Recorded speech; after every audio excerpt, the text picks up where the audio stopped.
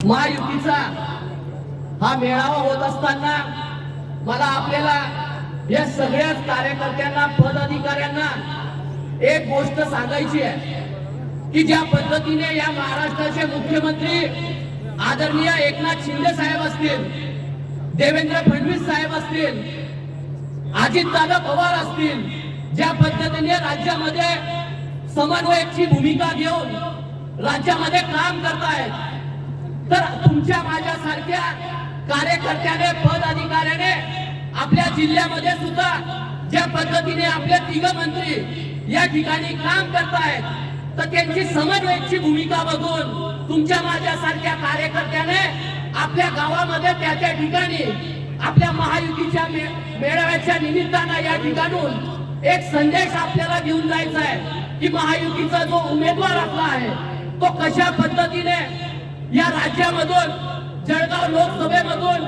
5 लाख मताधिक्याने निवडून कसा जाईल हा एक विश्वास आपण या मेळाव्यातून या ठिकाणून घ्यायचा आहे। बऱ्याचदा आपण आपल्या आपल्या आपसातले मतभेद आपल्या गाव पातळीवर बाजूला ठेवून ज्या पद्धतीने आपले तिघ मंत्री या जळगाव जिल्ह्याचा विकास करतायत त्या पद्धतीचा दृष्टिकोन ठेवून लोकांपर्यंत जे काही विकास आपला झालाय तो गाव पातळीच्या खेडेपाड्यांच्या प्रत्येक माणसाला त्या ठिकाणी सांगायचं आहे की जे लोक फक्त फटफटी सुद्धा सोडू शकत नाही, आज निवडणूक लागली आहे म्हणून ते आपल्यापर्यंत पोहोचतायत, पण ज्या लोकांनी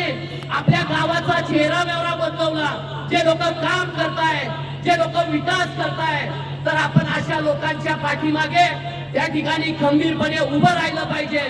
हा विश्वास आपण लोकांना त्या ठिकाणी आपल्याला द्यायचा आहे। बऱ्याचदा आपण जर पाहिलं असेल की काही लोक फक्त आपल्या आपल्या गावापुरता मर्यादित होते, जे कधीच जळगाव शहर असेल इतर तालुके असतील त्या ठिकाणी कधीच दिसले नाही, पण आज निवडणुकीच्या माध्यमातून ही सगळी मंडळी आज त्या ठिकाणी फिरते। पण मी तुम्हाला सांगेन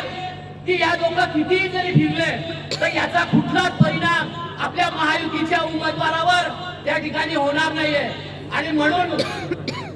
माझा आपल्याला विनंती असेल की आपला महायुतीचा उमेदवार कशा पद्धतीने त्या ठिकाणी